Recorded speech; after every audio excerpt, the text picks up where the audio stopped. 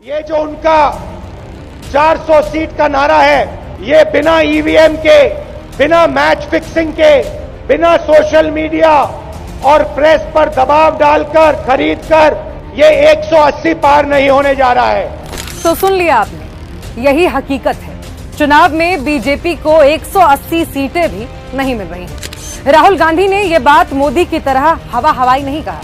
यह आंकड़ा बीजेपी के एक इंटरनल सर्वे के बाद सामने आया है। वो सर्वे हम आपके सामने स्क्रीन पर रख रहे हैं। बीजेपी के एक केंद्रीय मंत्री और मोदी के करीबी नेता ने यह बात कबूल की है, लेकिन शर्त रखी है कि नाम का खुलासा नहीं होना चाहिए। उनका पूरा सम्मान रखा जाएगा। हम उन मंत्री जी की पहचान भी गुप्त रखेंगे। तो हुआ कुछ यूं कि बीजेपी ने साल 2024 चुनाव की तैयारियों में जाने से पहले एक इंटरनल सर्वे कराया कि आखिर पता तो चले सीटें कितनी आ रही हैं।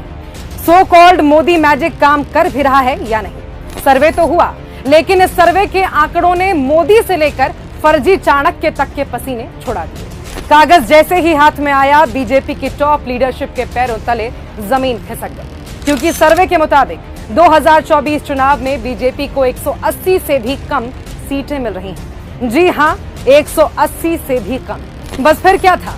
आनन फानन में मोदी शाह ने बैठक बुला ली।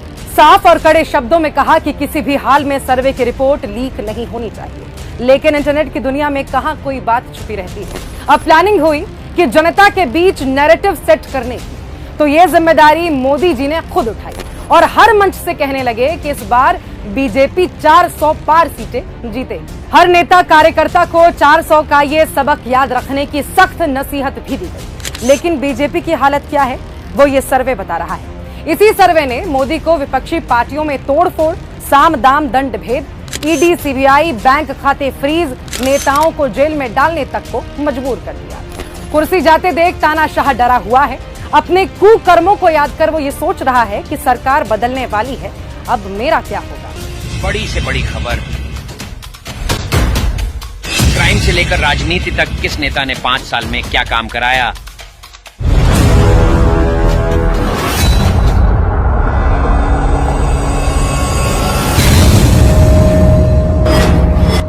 मिलेगी सबसे पहले हर खबर चेंजिंग फ्यूचर न्यूज पर, जो बदलेगा आपका